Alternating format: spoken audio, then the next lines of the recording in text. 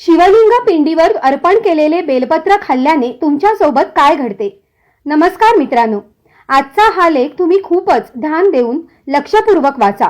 आज मी तुम्हाला सांगणार आहे की शंकराच्या शिवलिंगावर अर्पण केलेल्या बेलपत्रास खाल्ल्याने काय घडतं. यासाठी हा व्हिडिओ अगदी शेवटपर्यंत पहा. तुम्ही बरेचदा ऐकलं असेल की शिवलिंग पिंडीवर अर्पण केलेलं बेलपत्र खाल्ल्याने काय होतं. पण आज तुम्हाला या बाबतीतील वास्तविक बाबींची माहिती होणार आहे की जी तुम्हाला इतर कुठेही मिळणार नाही. मग जर तुम्ही लाखो रुपये खर्च केले तरी सुद्धा तुम्हाला ही माहिती सोशल मीडियावर सुद्धा प्राप्त होणार नाही. जेव्हा तुम्ही वास्तवात बेलपत्र शिवलिंग पिंडीवर अर्पण करता तेव्हा ते बेलपत्र कोणतं साधारण बेलपत्र राहत नाही, तर ते साक्षात श्री शिवशंकर महादेवांचा प्रसाद रूपी बनून जातं. आपल्या धर्मशास्त्रात हे सांगितलं आहे की शिवलिंगी पिंडीवर अर्पण केलेल्या बेलपत्रास 6 महिन्यापर्यंत शिळे मानले जात नाही. बेलपत्र शिवलिंग पिंडीवर केल्यानंतर त्यास पुन्हा स्वच्छ होऊन शिवलिंगी पिंडीवर पुन्हा 6 महिन्यापर्यंत चढवले जाऊ शकते. कारण की भारतामध्ये अशी कित्येक ठिकाणी आहेत जिथे हे शिवलिंग स्थापित आहे, त्याच्या आजूबाजूस हे बेलपत्र उपलब्ध होऊ शकत नाही. आणि याच कारणामुळे कित्येक लोक जुन्या बेलपत्रांचे पूर्ण चूर्ण असते त्याचा वापर करून शिवशंकर महादेवाच्या पिंडीवर ते अर्पण करतात. हे असं विधान आहे. तर बेलपत्र शिवशंकर महादेवांना अर्पण करण्यामागे एक पौराणिक कथा आहे. जेव्हा समुद्र मंथन सुरू होते त्याच वेळी मंथनादरम्यान अमृतासोबत अजून काही वस्तूंची निर्मिती झाली होती. त्यापैकी एक विषाची निर्मिती झाली होती आणि हे विष पूर्णपणे सृष्टी चारी दिशात पसरू लागले होते. आणि त्यामुळे पूर्ण जीवसृष्टीला वाचवण्यासाठी श्री शिवशंकर महादेव यांनी या विषाला आपल्या कंठात धारण केले होते.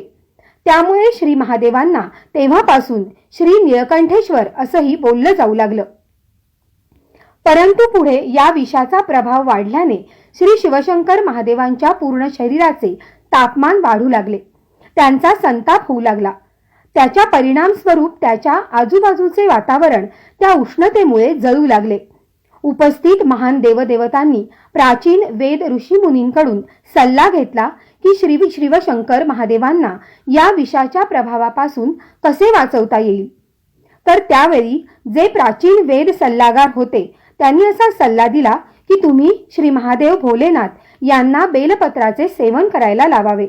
आणि श्री भोलेनाथ यांना तेथील उपस्थित देवदेवतांनी तत्काळ बेलपत्र भरवले आणि जलाने स्नान घातले. त्यानंतर श्री शिवशंकर महादेवांच्या शरीरामध्ये उत्पन्न झालेली जी गरमी होती ती हळूहळू शांत होऊ लागली. आणि तेव्हापासून श्री शिवशंकर महादेवांना बेलपत्र अर्पण करण्याची परंपरा मानली गेली आहे.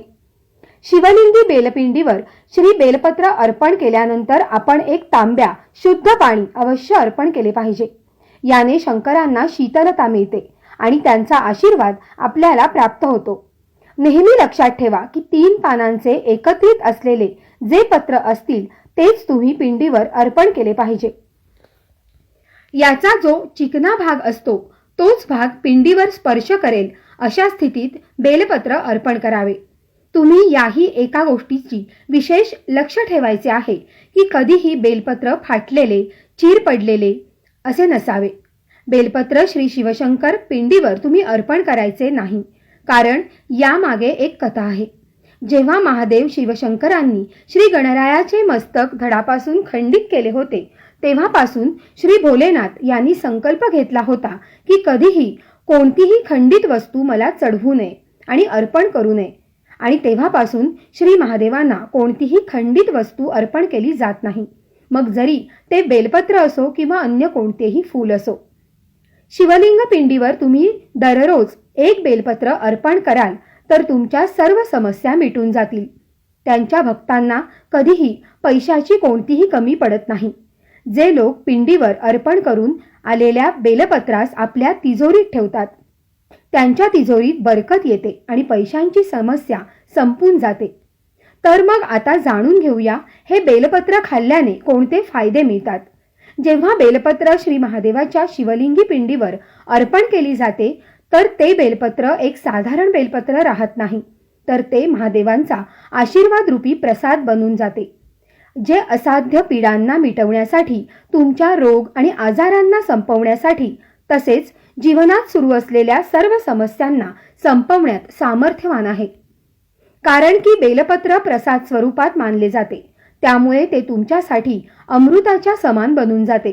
तर मग अशातच शिवलिंग पिंडीवर अर्पण केलेल्या बेलपत्रास नियमित खाल्ल्याने काय फायदा होतो? आपल्या जीवनात कोणते बदल घडून येतात? तर बघा, शिवशंकरांवर अर्पण केलेले बेलपत्र खाल्ल्याने आपल्या शरीरातून सर्व प्रकारचे रोग, दोष, आजार मिटून जातात. तुमच्या शरीरात जे काही अदृश्य रोग असतात आणि जर तुम्ही नियमित बेलपत्र खाता तर तुमचे भयंकर रोगांपासून संरक्षण होते. वातदोष, कफदोष, पित्तदोष हे 3 प्रकारचे महत्त्वाचे दोष सांगितले गेले आहेत आणि या 3ही प्रकारच्या दोषांच्या कारणांमुळे तुमच्या शरीरात भयंकर दोष उत्पन्न होतात. जर तुम्ही तुमच्या जीवनात रोगमुक्त राहू इच्छित असाल तर या बेलपत्राचे नित्य रूपात सेवन केले पाहिजे. तर बघा, तुम्हाला इथे हे सांगू इच्छितो की कमीत कमी नित्यपणे, जास्त नव्हे पण महिन्यातून कमीत कमी 5 ते 10 वेळा तुम्ही श्री महादेवाच्या पिंडीवर अर्पण केलेले बेलपत्र तुम्हाला प्रसाद म्हणून ग्रहण कराल तर तुमच्या शरीरात गेलेले जे तामसिक घटक आहेत ते पूर्णपणे तुमच्या शरीरातून समाप्त होऊन जातात. तुम्ही कधी मांस, मटण, मच्छी, मदिरा, अन्नपदार्थ अशा प्रकारच्या गोष्टींचे सेवन केलेले आहे आणि आता असे वाटत असेल की तुम्ही पाप करून बसलात आणि तुम्ही या पापापासून मुक्त होऊ इच्छित असाल तर तुम्हाला नित्यपणे या पत्राचे सेवन करणे अत्यंत आवश्यक आहे. त्याच्या सेवनाने तुमचे शरीर हे शुद्ध होते. तुम्ही तुमच्या अशुद्ध शरीरास पूर्ण रूपात स्वस्थ बनवण्यासाठी, शरीराच्या शुद्धीकरणासाठी पूर्णपणे संपन्न असल्याचे प्राप्त करता.